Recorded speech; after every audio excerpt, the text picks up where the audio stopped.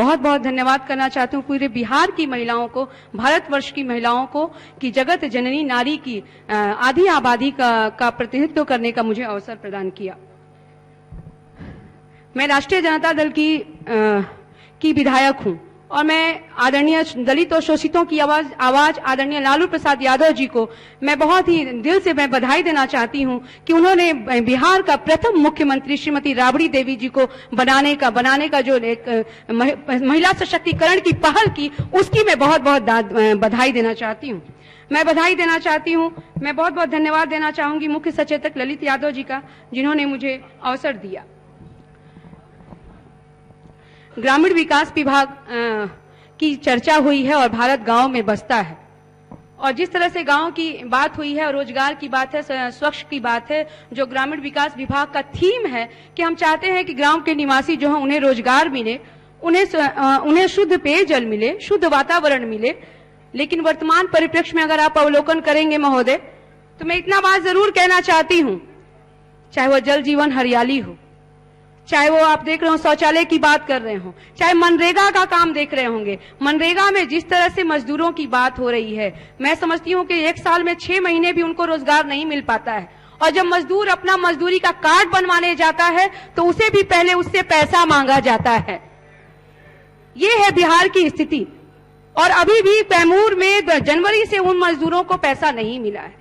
जो शौचालय की बात करेंगे, शौचालय में मेरे पास साक्ष्य है कि कई ऐसी महिलाओं ने शुद्ध पर पैसा लेकर उनको दिया है, और आज तक उन्हें पैसा नहीं मिला है।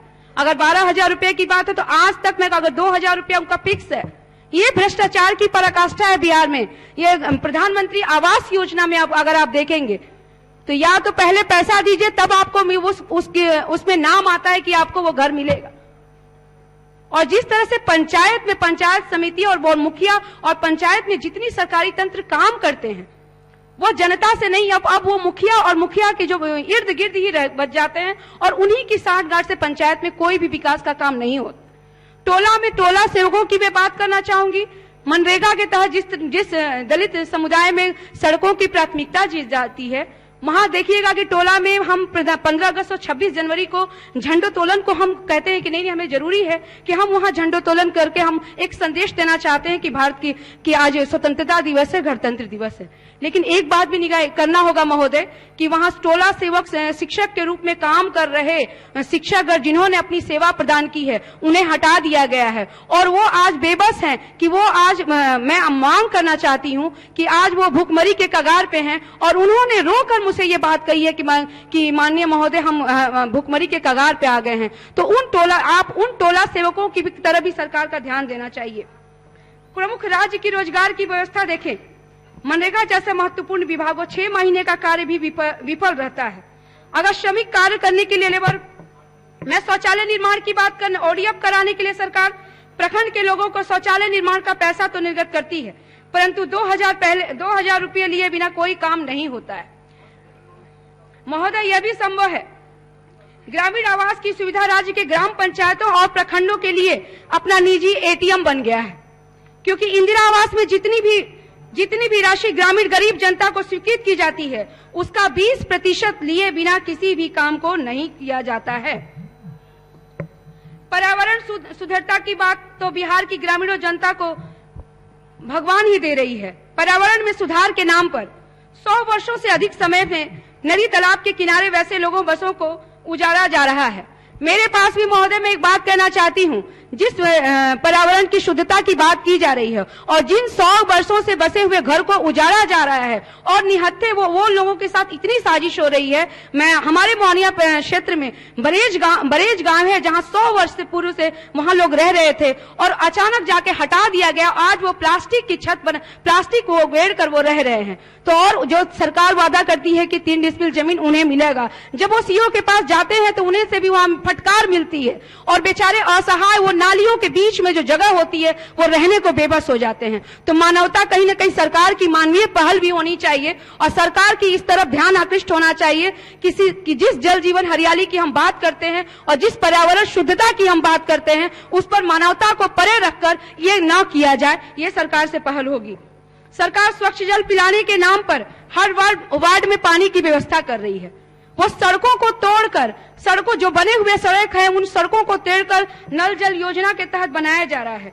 लेकिन 400 से अधिक पंचायत में इस तरह की महोदय आई है बात कि 400 से अधिक पंचायत के मुखियाओं पर अनियमितता का केस दर्ज हो चुका है। टंकी में पानी भरने से पूर्व ही टंकियां गिर रही हैं। क्या सरकार यह नहीं जान पाती है कि गड़बड़ी की वजह क्या है? अगर सरकार ग्रामीण विकास विभाग के एक का दिखावा है जो गरीब ग्रामीणों जनता को विकास की जगह विनाश का तोहफा दे रही है। ग्रामीण विकास में बने सड़कें इतनी निम्न ऊंचाई की होती हैं कि बरसात एवं जल जमाव वाले इलाकों में साल में 3 महीने आवागमन बंद हो जाता है। महिला सशक्तिकरण की बात है महोदय, और आज मैं एक बात जरूर कहना चाहती हूँ। जिस महिलाओं की बात करते हैं और महिला सशक्तिकरण की बात करते हैं, आज भी गाहे बगाहे बिहार में ऐसी नृशंस घटनाएं होती हैं जिससे हमारा माथा शर्म से झुक जाता है और दिल दर्द से भर जाता है। मैं इतना जरूर कहना चाहती हूँ उन महिलाओं के लिए, अगर सरकार की अगर सशक्तिकरण की बात करती है तो ब्रह्मा की बामी वो कमला हूं मैं, ब्रह्मा की बामी वो कमला हूं मैं, शंकर की दासी न अबला हूं मैं, घर को बनाती सजाती हूं मैं, आधी आबादी की धारक हूं मैं।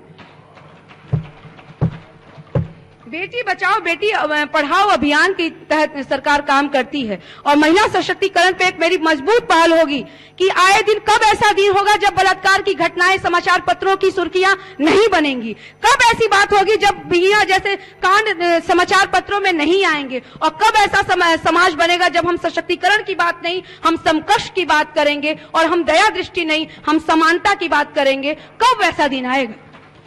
महोदय, राष्ट्रीय जनता दल उस समाजवादी लोहिया कर्पूरी के विचारों को जीवंत करने वाली पार्टी है और उस विचारधारा को हम जीवंत करते हैं। हम गांधी और अम्बेडकर के भारत में रहते हैं और मैं कहना चाहती हूँ उस बच्चियों के लिए कि ओस की बूंद होती है बेटियां, जो बच्चियों की हालात है, जो बेटी बचाओ बेटी पढ़ाओ सरकार का एक अभियान है, उसके तहत मैं कहना चाहती हूँ कि बच्चियों को क्यों ऐसी हो रही है, भ्रूण हत्याएं जैसी केस आ रही हैं, तो मैं कहूंगी ओस की बूंद होती है बेटियां, जरा सी बात हो तो रो देती हैं बेटियां, जरा सी बात हो तो रो देती हैं बेटियां, सबकी पुकार तो सुनी मेरी न सुनी, बोझ नहीं भविष्य हूं, बेटा नहीं पर बेटी हूं।